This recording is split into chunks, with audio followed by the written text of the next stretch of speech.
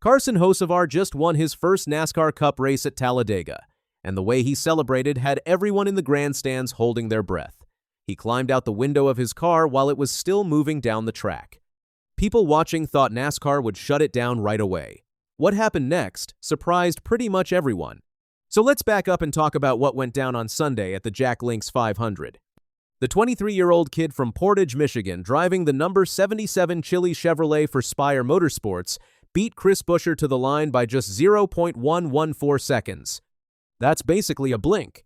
It was his 91st Cup Series start, and he became the 13th driver in history to score his first ever Cup win at Talladega. This is also only the second Cup win ever for Spire Motorsports in the team's 7-plus-year history. Huge moment. But before we get to that wild finish, you need to know how strange this race was from the start. NASCAR changed up the stage lengths to try and stop drivers from saving fuel all day.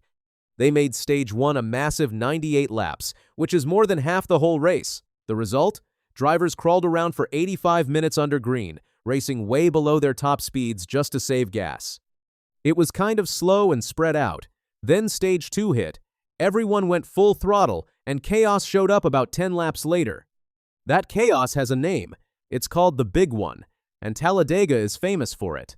On lap 115, Bubba Wallace was leading and making his 300th career Cup start. Ross Chastain came up behind him to give him a push and, well, he pushed too hard. The two front cars made contact and the whole thing exploded. Out of 40 cars in the field, 26 of them got caught up in it. The red flag came out for almost 10 minutes. Ryan Blaney, Joey Logano, Kyle Larson, and Bubba himself were all done for the day. Brad Keselowski got caught up in it too, though his team somehow kept the number 6 going and limped home in 31st, running 22 laps down. Ty Gibbs, who just won his first Cup race a few weeks ago at Bristol, tried to keep going, but got wiped out in an even worse second crash. Bubba was honest about it after. Got wrecked there. Unfortunately, he said. Maybe that hard of a hit was too much, so unfortunately, we wiped out a bunch of cars. He even took some blame himself, saying, "We've got to figure out how to be pushed better, so I take responsibility on that." His team, though? They pointed straight at Chastain. Joey Logano was less polite about the whole thing. He's frustrated with how NASCAR keeps setting these races up. "What do you want? Save fuel or crash? Pick one," he said. "That's what it feels like right now. You've got round bumpers on these things. The cars are unstable. And once everyone starts pushing and racing aggressive, it's going to happen." That's a pretty fair point, honestly. Now back up front. Ross Chastain managed to win Stage 2 anyway. Then we got to the final stage, and this is where Hocevar's day really started cooking.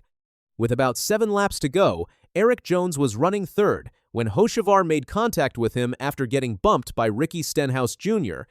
Jones spun, his number 43 Toyota stalled in the infield grass, and that brought out the final yellow. 3-lap shootout, 2x2 racing, Hocevar on the inside, Buescher on the outside. They ran side by side, basically the whole way to the checkered flag. Here's what tipped it. Stenhouse had been pushing Buescher, but he got into the back of him too hard and got him loose. Stenhouse cut to the inside and left Buescher hanging out there with no help. By the time Buescher got someone behind him again, it was too late. Hocevar got a perfect push from Alex Bowman's number 48 Chevy and squeaked past Buescher right at the line. Behind them, more cars were wrecking. That's just Talladega. And then came the celebration that has everyone talking. Hocevar is 6'4". He's a really tall, lanky kid. He climbed up and sat on the windowsill of his car while the thing was still moving down the front stretch. He pumped his fists at the crowd with both hands. He pounded on the windshield. His left hand barely stayed on the wheel. Then he steered nose first into the outside wall to do a burnout, had to back up because he clipped the wall and finished it off by climbing onto the roof. It looked nuts. It was nuts. And Hocevar admitted later he was scared in the moment. "It wasn't clean by any means. It took me a while," he said. "I don't know if the TV saw it, but I felt like I was really close to the inside wall, and I did not have that steering wheel on, so I was panicking for a second." He explained how he actually pulled it off, too. He briefly took the steering wheel off, dropped the clutch, used his long legs to find the throttle, and just guided the car along. Why did he risk it? Because he'd been planning this for months. "I've dreamt about that in the off-season," he said. "I just wanted to have something that was meaningful for me," he added. "I've had this thought up for a while. I've messed it up every which way to not be able to do it. I was going to figure out how to do it. It took me a while." His team co-owner Jeff Dickerson had the best line about it. "He looked like Shamu hanging out the window," Dickerson said, laughing. He also joked, "Man, we're going to get fined after our first one." And here's where it gets really interesting. Pretty much everyone watching at home figured NASCAR would ban this kind of celebration immediately. There's a real reason for that worry.